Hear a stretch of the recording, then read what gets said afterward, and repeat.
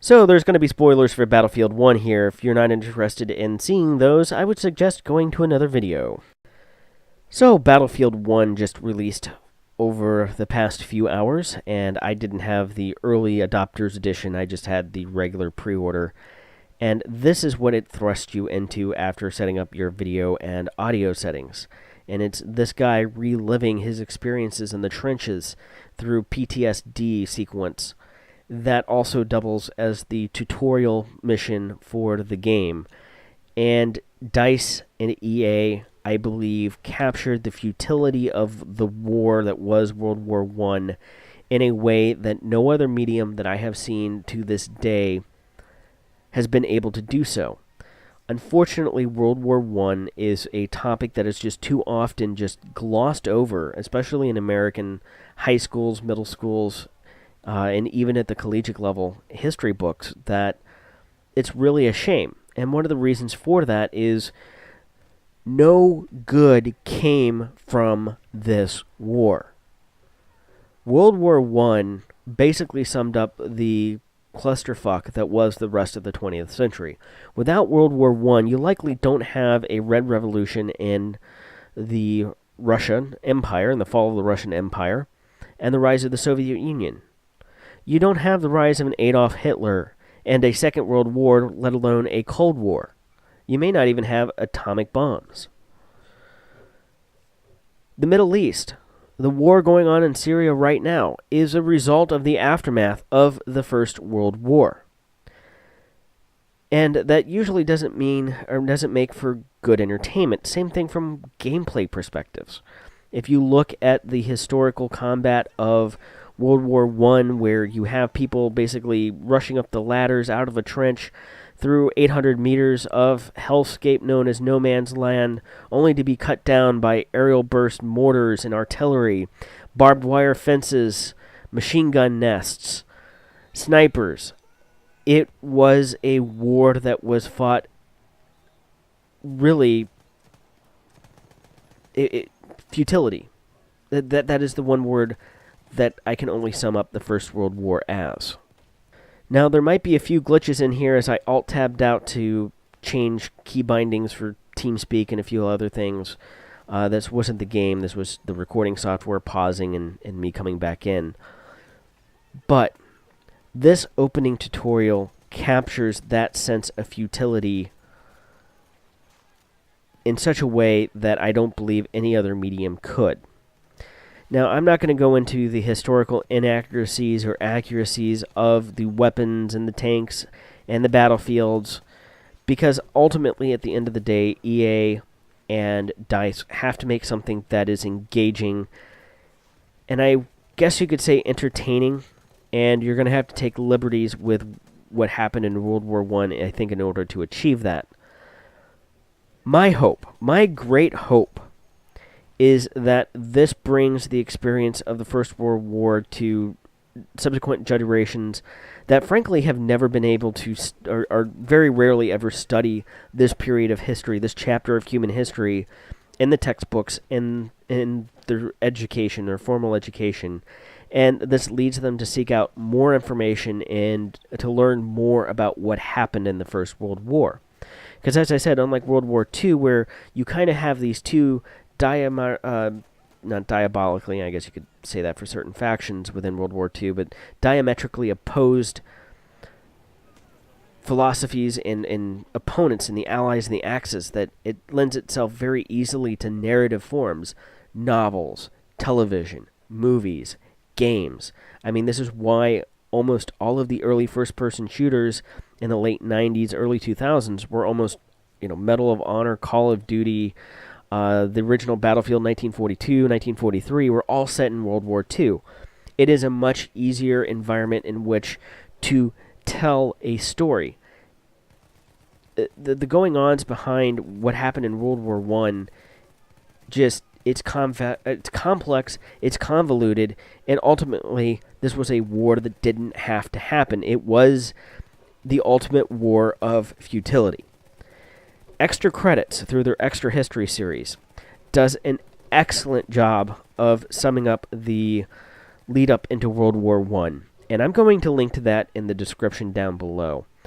I highly recommend that if you don't know much about World War I, that you watch it. It is very, very well done and documented, and does a very good job of explaining it in very easy to understand terms. But also DICE and EA nailed it here. And this is one of the things that I had hoped, that it would include at least one mission that could somehow convey the futility that was the First World War, that was the style of warfare, that, you know, this wasn't the people charge up the hill as big damn heroes. That wasn't the First World War. Sure, there was individual acts of heroism, but for the most part, it was just a meat grinder. People were sent forth and they were killed. And this opening tutorial where you go from one person who gets killed to the next person who gets killed and the next person who gets killed over and over and over again, it conveys that sense of what it meant to be a soldier in the First World War and all of the crap that went around with it. And I think that since it is one of those things that you are experiencing it from that first-person view, that again, it is a way of expressing that futility in a way that a movie, a book, a television show likely could never do. Now, there have been, I think, some decent depictions over time. I think the Doctor Who episode with David Tennant, I think, was a two-parter in which they touch upon the First World War to a degree. They show it to a degree. But again, it is an area of history that is just all too often skimmed over, glossed over, because it's not easy to digest. It's not easy, unlike World War II, where you can say, well, these were the good guys, these were the bad guys.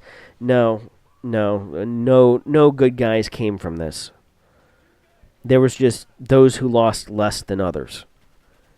And I think this does a pretty good job of conveying that much better than any other form of media that personally I have ever seen.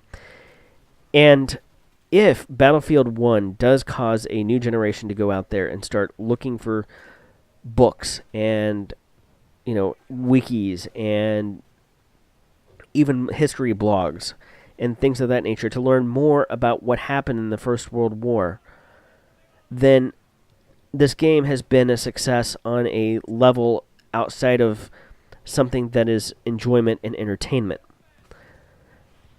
And that's something that I do have to applaud EA and DICE.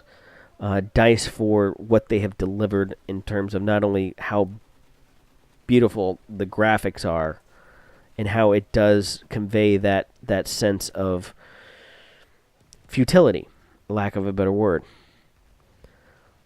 but also for Electronic Arts for letting DICE really gamble and go with it for World War I, to deliver a World War I experience, and for that experience to be captured so thoroughly in the opening tutorial sequence. Even if the rest of the single-player campaign turns out to be crap. I know that's kind of various. Instead of being a linear campaign, it's a bunch of chapters that you can play at your leisure. If you want to go explore what happened in the Middle East versus Central Europe versus the Eastern Front, Western Front, all of that. And I hope that they offer more of these war stories, even if they are short and things of that nature. If it sparks the interest in people to then go look up the history to what happened, not just from what they experienced in terms of gameplay, but in actual historical context, then this game has done the world a service that, you know, you can take the entertainment value for what it's worth. But if it can do that, especially to younger generations who don't ordinarily spend much time studying what happens in World War I, then this has been a victory in my book, that this game has done some actual, perhaps, maybe, I don't want to say good, but it's more than maybe even open some people's eyes to being something more than entertainment, more than just a game, then they've done, I think, a service for the world. And that's just kind of how I view it. You can be sure to tell me how I'm wrong and what your thoughts of what this opening sequence was like to play through for you in the comments section down below. I'm also going to link to that extra history, basically story or series about how World War I got started. And there are some other very wonderful resources on YouTube to explore the historical significance of what happened, not only during the war, but as a direct result of the war. So, with that, I will take my leave, and you can watch my absolutely horrible sniping skills here. Unfortunately, this is nothing like firing a real 1903. But, and about to say, it is a period of history that my grandfather had a number of firearms that he got through the civilian marksmanship program that now I own, including a 1903, a 1917 American Enfield, a Lee Enfield, although it's probably World War II, not World War I vintage. No Mausers, 1911, no Lugers, other than my the Walther PP that my grandfather brought back from World War II as a trophy gun. But it's one of those things that I have an interesting, I guess you could say, historical connection through my grandfather's interest in it. So, thank you very much for watching. Be sure to like, subscribe, and let me know your thoughts of this opening campaign moment in the section down below. We are the naive. We are the honorable and the criminal. We are the bound for legend and the lost to history. We are the knights of the sky, the ghosts in the desert, and the rats in the mud. These are our stories.